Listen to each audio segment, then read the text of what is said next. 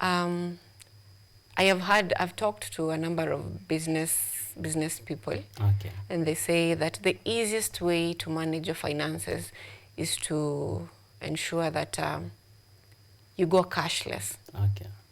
Is this narrative true when it comes to a business success? I'll say it has a very great component of business success. Why do I say so? You know, you build a business to outlive you. That's the first thing. The second thing is that you do not need to be the policeman of the business, because the greatest challenge of businesses is the human capital, where you trust people, you know, and you know, you have this huge business, but a percentage of it going into people's pockets. And so there's a huge challenge around there. And many people feel like bosses. You know, you began a business, you no longer think some of the things, they are beneath you. You know, you leave them, you know, to other people. What do they do?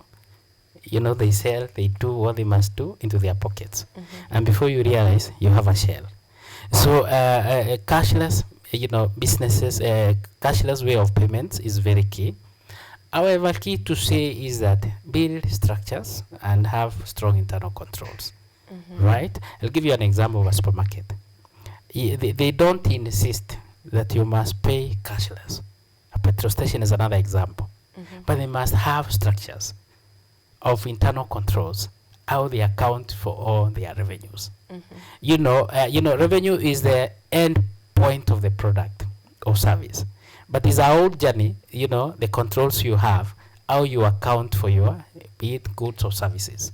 So because you build a business to be run by other people, you know, at some point you may not see that as a challenge, but at some point it will overtake you as an entrepreneur. So you need proper structures to ensure that your coins, that which you call yours, which will spur and continue to grow the business, is well accounted for, and all ends in one basket. And so cashless is a very key ingredient in that process. However, not in isolation. You need strong internal controls, cutting across board.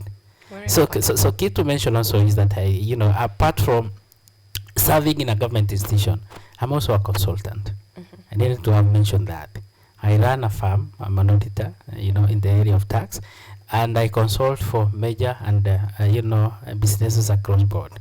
Currently, I'm consulting for some business in the solar industry, running into tune of billions.